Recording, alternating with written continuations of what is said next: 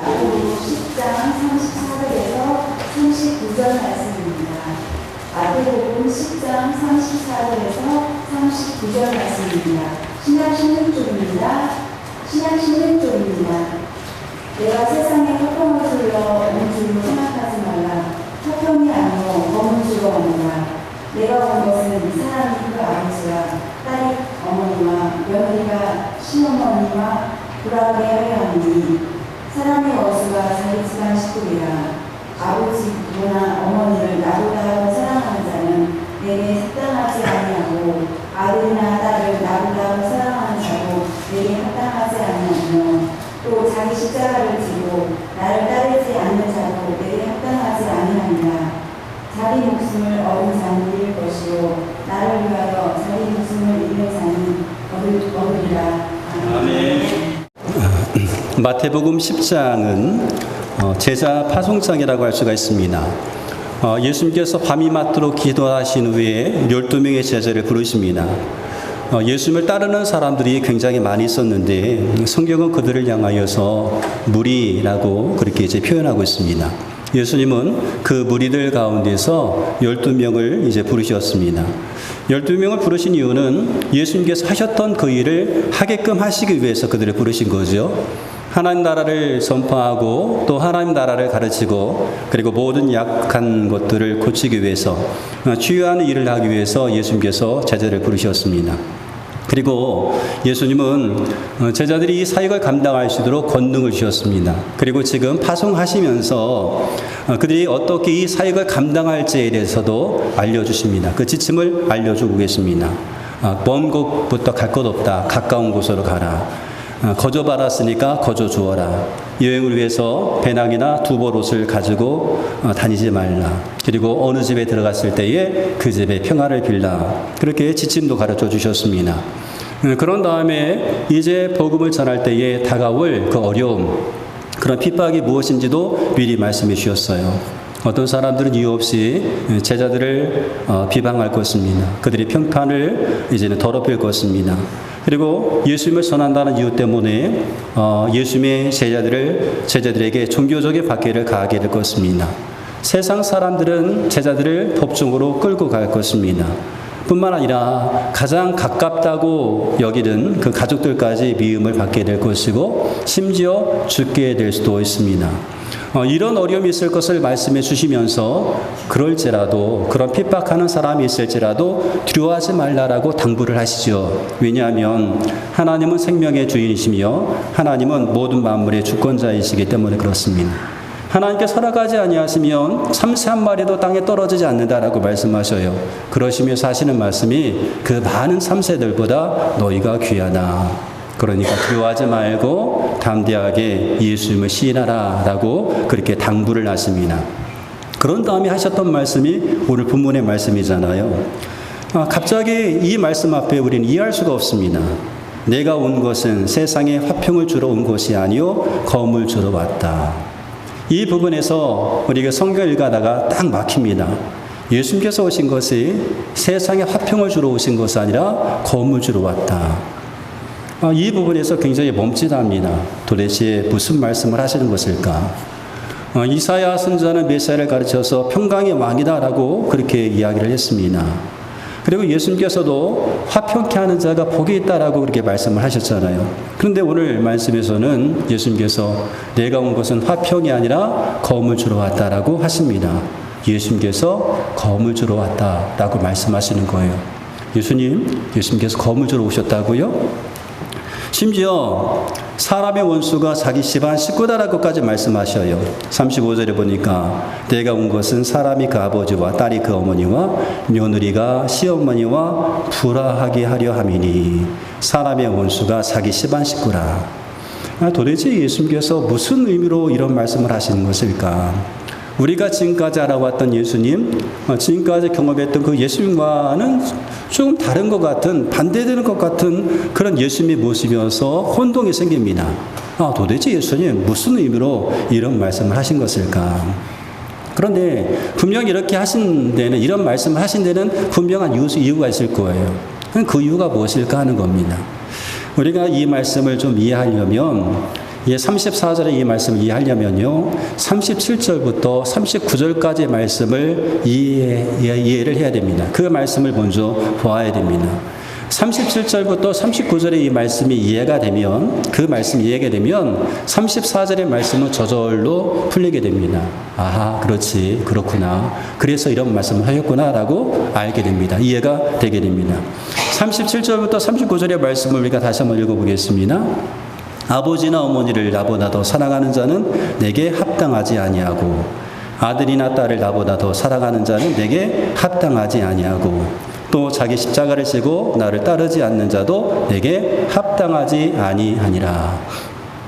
자, 이 두 구절에서, 이 세 구절에서 이 37절과 38절의 이 말씀에서 반복되어서 나오는 그런 말씀이 있습니다. 그 말씀이 뭐냐면 합당하지 아니하다, 합당하지 아니하다, 합당하지 아니하다. 이 말씀이 이렇게 반복해서 나오는 것을 보게 되지요. 그런데 누구에게 합당하지 않는다고 하셨는가 하면 내게, 예수님께 합당하지 아니하다라고 이렇게 말씀하셔요. 그러니까 예수님께 성도는 성도인데 합당한 성도가 있고 합당하지 않은 성도가 있다는 겁니다. 합당한 성도와 합당하지 않은 성도. 그러면 예수님께 합당하지 않다는 것은 무슨 의미일까? 예수님께 합당하다는 것은 어떤 의미일까 하는 거죠. 우리가 이 말씀을 좀 더 이해하기 위해서는요, 마태복음 10장과의 병행 구절인 누가복음 14장을 읽어보면 좀 이해하기 쉽습니다. 누가복음 14장 25절부터 27절에 이런 말씀이 있습니다. 수많은 무리가 함께 갈새 예수께서 돌이키사 이르시되 무릇 내게 오는 자가 자기 부모와 처자와 형제와 자매와 더욱이 자기 목숨까지 미워하지 아니하면 능히 내 제자가 되지 못하고, 누구든지 자기 십자가를 지고 나를 따르지 않는 자도 능히 내 제자가 되지 못하리라. 이렇게 말씀하셔요. 마태복음에서는 합당하지 아니하다라고 말씀하셨고, 누가복음에서는요, 내 제자가 되지 못하고 이렇게 말씀하십니다. 그러니까 예수님께 합당하지 않다는 것은요, 예수님의 제자가 되지 못한다는 것입니다. 예수님보다 가족을 더 사랑하는 자는 예수님의 제자가 되지 못합니다. 자기 십자가를 지고 예수님을 따르지 않으면 예수님의 제자가 되지 못합니다. 예수님의 제자가 되지 못하면 그럼 무엇일까요? 그냥 무리입니다. 수많은 무리 가운데 한 사람에 불과합니다. 그러면 무리와 제자가 어떻게 다른가라고 하는 거죠. 무리는 여전히 자기 중심적으로 살지만 제자는 예수님 중심적으로 사는 사람을 말합니다. 무리는 자기 생각으로 가득하지만 제자는 예수님 생각으로 가득합니다. 무리는 자기를 고집하지만 제자는 자기를 부정합니다. 무리는 이익을 계산하지만 제자는 희생을 계산합니다. 무리는 여전히 자신의 삶의 주인이 자신입니다. 내가 주인이지만 제자는 자기의 삶의 주인이 주님이십니다. 그래서 무리와 제자는 다른 거죠. 무리는 예수님께 합당하지 않은 성도입니다. 그러나 제자는 예수님께 합당한 성도라고 할 수가 있죠. 바울은 이 부분에 대해서 좀 더 세분화해서 우리가 좀 이야기를 해주고 있습니다. 합당한 성도, 합당하지 않은 성도에 대해서 이야기하고 있는데, 바울은 고린도전서에 사람을 세 종류로 이렇게 구분하고 있는 것을 보게 됩니다. 육에 속한 사람, 육신에 속한 사람, 신령한 자, 이렇게 세 부분으로 구분해서 사람을 이야기하고 있습니다. 먼저 고린도전서 2장 14절 말씀을 보면, 14절 말씀에 보면 육에 속한 사람은 하나님의 성령의 일들을 받지 아니하나니 이는 그것들이 그에게 어리석게 보이며 또 그는 그것을 알 수도 없나니 그러한 일은 영적으로 분별되기 때문이라. 신령한 자는 모든 것을 판단하나 자기는 아무에게도 판단을 받지 아니하느니라. 그리고 고린도전서 3장 1절부터 3절 말씀까지 보니까요, 이런 말씀이 또 있어요. 형제들아, 내가 신령한 자들을 대함과 같이 너희에게 말할 수 없어서 육신에 속한 자고 그리스도 안에서 어린 아이들을 대함과 같이 하노라. 내가 너희를 저주로 먹이고 바보로 아니하였노니 이는 너희가 감당하지 못하였음이거니와 지금도 못하리라. 너희는 아직도 육신에 속한 자로다. 너희 가운데 시기와 분쟁이 있으니 어찌 육신에 속하여 사람을 따라 행함이 아니뇨. 그래서 고린도전서 2장과 3장에 보면 바울은 육에 속한 사람, 육신에 속한 사람, 그리고 신령한 자로 사람을 이렇게 세 부부로 나눈 것을 보게 됩니다. 육에 속한 사람은요, 성령을 받지 않은 사람입니다. 육에 속한 사람은 예수를 믿지 않는 사람을 말합니다. 그런데 육신에 속한 사람은요, 예수 믿어요. 예수 믿어서 구원받았습니다. 구원받았지만 신앙적으로 아직 어린아이입니다. 육신에 속한 사람은 그래서 육에 속한 사람과의 그 삶의 모습이 별반 다르지 않는 사람이에요. 예수님은 믿지만 믿지 않는 사람들과 별반 다르지 않는 그런 삶을 사는 사람들. 뭐 차이가 있다라고 한다면 교회를 다니는 것, 그리고 교회를 안 다니고 그 차이밖에 없는 겁니다. 삶의 모습을 보고는 이 사람이 예수님을 믿는 사람인지 믿지 않는 사람이 구분이 되지 않는 사람이에요. 그러니까 육신에 속한 그리스도인이라고 할 수가 있지요. 구원은 받았지만 믿는 사람인지 아닌지 구별하기가 힘듭니다. 그래서 어떤 사람이 나 목사예요 라고 말하면 어떻게 당신 같은 사람이 목사입니까? 나 장로예요 라고 말하면 어떻게 당신 같은 사람이 장로입니까? 나 권사예요 라고 말하면 정말 당신 권사님 맞아요? 당신 교회 다니는 사람 맞아요? 이런 이제 소리를 듣게 되는 거죠. 영적 관점에서 보면 예수님께 쓸모 있는 성도가 아니라 쓸모 없는 성도입니다. 신령한 자는 영적인 것을 분별하고 그리고 받아들이는 사람, 예수님을 주인으로 모신 사람이 바로 신령한 자입니다.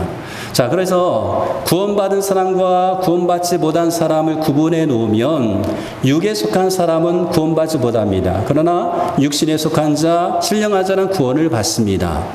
근데 예수님께 합당하냐, 예수님께 합당하지 아니하냐를 놓고 보면 육에 속한 자와 육신에 속한 자는 예수님께 합당하지 아니한 사람입니다. 예수님께 합당한 사람은 신령한 자입니다. 바로 예수님의 제자가 신령한 자라고 할 수가 있지요. 그렇다고 한다면 예수님께서 이런 사람 내게 합당하지 않다라고 이렇게 말씀하신 이유가 있다고 한다면 그 말씀을 통하여서 예수님께서 진정 원하시는 것은 너희가 이런 사람이 되어야 된다. 이런 사람으로서 내게 합당한 자가 되라. 그런 말씀 아니겠어요? 예수님께 합당한 자가 되라라고 지금 말씀을 하시는 겁니다. 그렇다고 한다면 어떤 사람이 예수님께 합당한 사람인가라고 하는 거예요. 그 사람은요, 주님을 그 누구보다도 사랑하는 사람이 예수님께 합당한 사람입니다. 예수님을 부모보다 자녀보다 더 사랑하는 사람이 예수님께 합당한 사람이다. 여러분, 이것은 내가 예수님을 사랑하기 위해서, 주님을 사랑하기 위해서 부모를 미워하고 자녀를 미워하라는 그런 말씀이 아니에요. 하나님은 절대로 이 가운데 그렇게 가르쳐주지 않았습니다. 그렇게 말씀하지 않았어요. 디모데전서 5장 8절에 보니까 누구든지 자기 친족, 특히 자기 가족을 돌보지 아니하면 믿음을 배반한 자요 불신자보다 더 악한 것이다 라고 말씀하고 있고, 골로새서 3장 20절 말씀 가운데 보니까 자녀들아 모든 일에 부모에게 순종하라. 이는 주 안에서 기쁘게 하는 것이라 라고 그렇게 말씀하고 있습니다. 부모를 공경하는 것이 하나님을 기쁘시게 하는 것이라 라고 말씀하고 있어요. 그러므로 예수님께서 주님을 더 사랑하라고 말씀하신 것은 가족을 미워하라고 말씀하신 것이 아닙니다. 나를 더 사랑하라. 이 말씀이 가족을 미워하고 나를 사랑하라 그런 말씀이 아니에요. 이 말씀은요, 관계에 있어서 우선순위의 문제입니다. 오늘 장로께서도 그런 기도를 하셨는데 하나님을 제1의 우선순위로 놓고 사는 것을 말합니다. 관계에 있어서 우선순위. 여러분 핸드폰을 보면 단축번호가 있어요. 단축번호 여러분 있으신 분도 있고 없으신 분도 있는데 단축번호 1번을 꼭 누르면 나오는 이렇게 전화번호가 있어요. 연결되는 사람이 있습니다. 2번을 누르면 연결되는 사람이 있어요.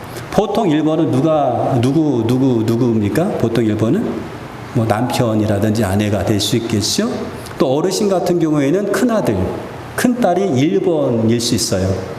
뭐 그런 것 같습니다. 제 어머니가 그렇게 했으니까 1번일 수가 있어요. 1번. 그리고 1번 가장 생각하기에 관계가 그래도 가장 가깝다고 가장 필요하다고 여기는 사람은 1번으로 조정을 해놓잖아요. 그래서 급한 일이 있으면 어르신과 또 1번만 꾹 누르면 큰아들 연락되고 2번 누르면 둘째 아들 연락되고 이렇게 연락되지 않습니까? 그런 번호가 있어요. 보통 1번은 정말 가까운 사람이 1번입니다. 자녀의 순서대로 말하면 1번부터 이렇게 순서대로 이제 정해놓는 경우가 있죠. 그러니까 우선순위를 지금 나타내는 거죠. 하나님께서는요, 우리 삶에 1번이 되기를 원하시는 거예요. 1번. 관계에 있어서 1번이길 원하십니다. 그 어떤 관계보다 하나님과 우리의 관계가 1번, 1순위이기를 원하시는 거죠. 그래서 1번을 사랑하기 때문에 하나님께서 2번, 3번을 미워하라 그 말씀이 아니에요. 가족에 대한 사랑을 부인하는 그런 말씀이 아닙니다. 2번도 사랑하고 3번도 사랑하지만 1번을 더 사랑하라. 그런 말씀 아니겠어요? 1번을 가장 우선시하라라는 그런 말씀입니다. 예수님은 그 누구보다도 우리의 삶에 있어서 우선순위, 관계에 있어서 제1의 우선순위로 둬야 될 분이라는 것이요. 찬송가 94장 주 예수보다 더 귀한 것은 없네. 이 찬양이죠. 이 세상 부귀와 바꿀 수 없네. 영 죽은 내 대신 돌아가신 그 놀라운 사랑 잊지 못해. 세상 즐거움 다 버리고 세상 사랑 다 버렸네. 주 예수보다 더 귀한 것은 없네. 예수밖에는 없네. 찬송가 94장의 이 고백이 우리의 삶의 고백이 되고 이런 삶의 고백을 가지고 살아야 예수님께 합당한 자이다라고 하는 겁니다. 이런 사람 합당한 사람이에요. 관계에 있어서 예수님을 제1번으로 놓는 그런 삶을 말합니다. 또 예수님께 합당한 사람은요, 자기 십자가를 지고 주님을 따르는 사람입니다. 자기 십자가를 진다는 것은요, 기꺼이 주님을 따르기 위해서 대가를 지불한다는 그런 의미가 있어요. 주님을 따르기 위해서, 내가 제자의 삶을 살기 위해서 대가를 지불한다. 기꺼이 내가 예수님을 따르기 위해서 불편한 일이 있어도 내가 감수하겠다라고 하는 거죠. 사도 바울은 예수님을 만나고 나서 예수님을 따르는 데 있어서 방해가 되는 모든 것들을 다 버렸습니다. 심지어 자기가 겉으로 이제 자랑했던 것들을 예수님을 아는 데 있어서 예수님을 아는 것과 비교해 볼 때에 배설물과 같다라고 그렇게 이제 말을 했습니다. 심지어 예수님께서 주셨던 그 사명을 감당하기 위해서 자기의 생명을 조금도 귀한 것으로 여기지 아니한다라고 말씀하고 있어요. 사도행전 20장 24절에 보니까 내가 달려갈 길과 주 예수께 받은 사명 곧 하나님의 은혜의 복음을 증언하는 일을 마치려 하면은 나의 생명조차 조금도 귀한 것으로 여기지 아니하노라. 바울에게 있어서 예수님은 최고의 가치가 있는 분이었습니다. 바울의 삶에 있어서 최우선순위가 바로 예수님이었습니다. 그 주님을 따르는 데 있어서 그는 기꺼이 대가를 지불했던 그런 사람이었죠. 우리는 어떠한가라고 하는 거죠. 우리는 정말로 예수님을 최고의 가치로 두고 살아가고 있습니까? 예수님을 따르기 위해서 그 무엇인가 포기하는 그런 삶을 우리가 살아가고 있습니까? 주님을 따르기 위해서 기꺼이 대가를 지불하고 있습니까? 그런 사람이 예수님께 합당한 사람이다라고 하는 거죠. 이와 같은 사람은요, 예수님을 주인으로 모시고 사는 사람이에요. 그 주님을 정말로 3대 주인으로 인정하고 사는 사람이라고 할 수가 있습니다. 그런데 우리가 이렇게 살아갈 때, 예수님께 합당한 자로 우리가 살아갈 때에 자연스럽게 찾아오는 갈등이 있습니다. 믿지 않는 사람들과의 갈등이 있습니다.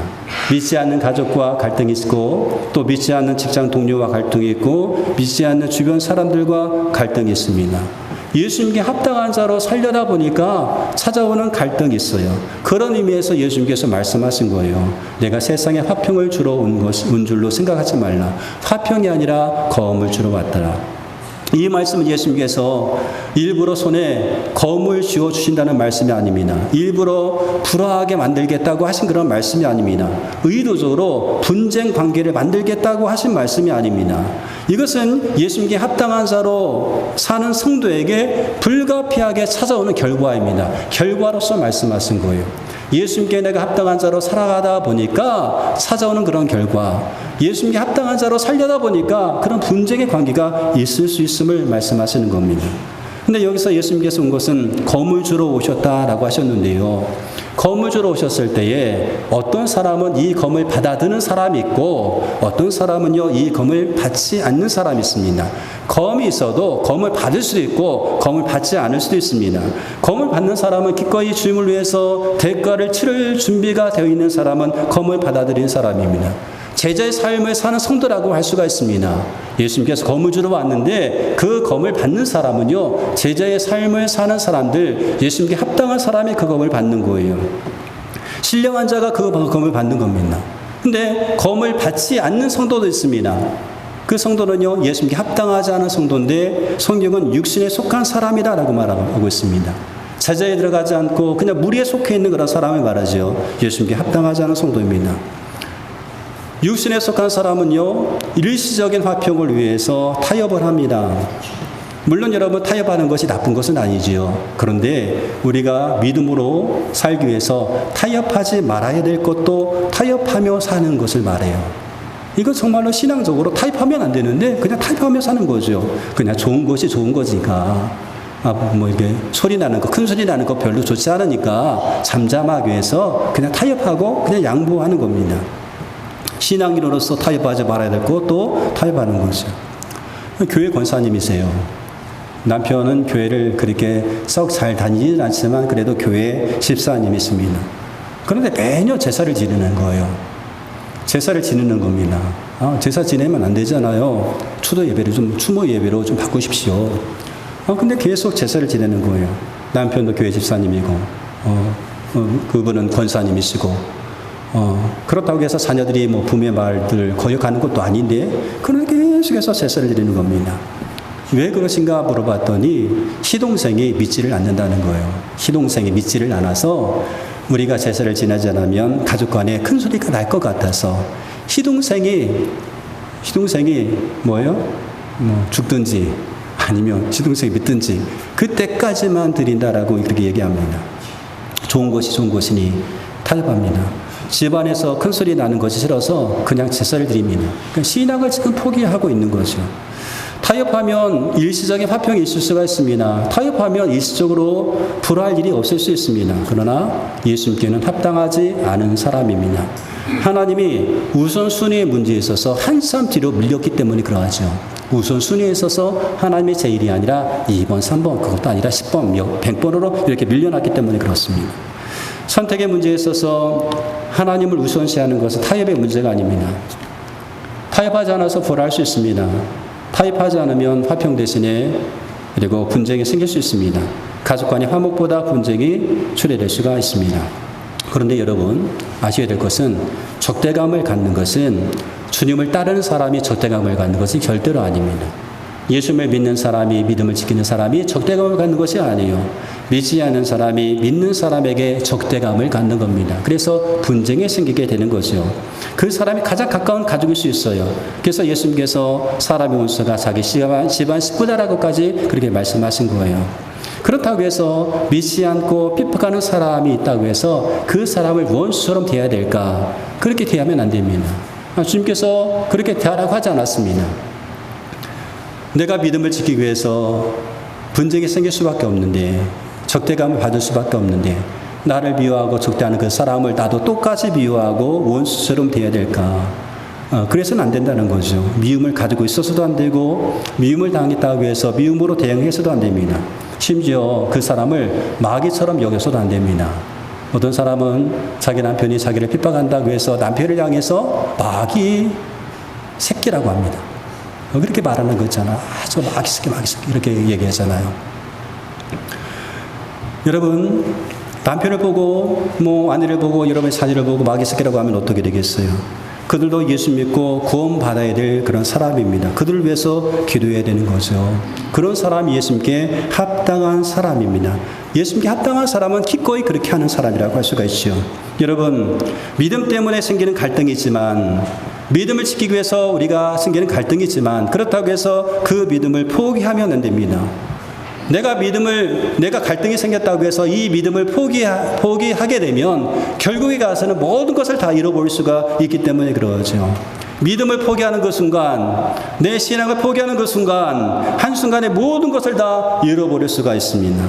솔로몬 시대 이후에 이스라엘 나라가 남과 북으로 갈라지잖아요. 북왕국 이스라엘 나라의 첫 번째 왕이 여로보암 왕이었습니다. 하나님께서 이스라엘 왕으로 여로보암을 세우셨어요. 여로보암은 하나님만 붙들고 살면 되는데 그가 왕이 되고 나서 삶의 우선순위가 바뀌기 시작합니다.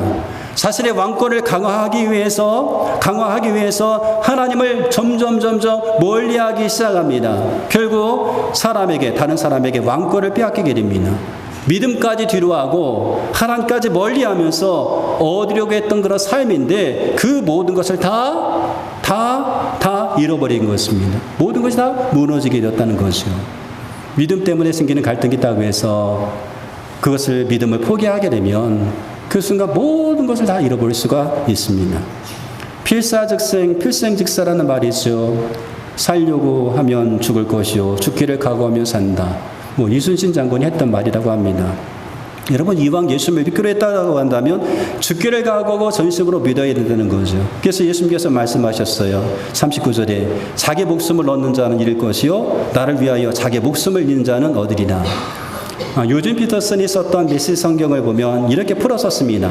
너희의 1차 관심사가 자신을 챙기는 것이라면 너희는 절대로 자신을 얻지 못할 것이라. 그러나 너희 자신을 잊어버리고 나를 바라보면 너희 자신과 나 둘 모두를 얻을 것이다.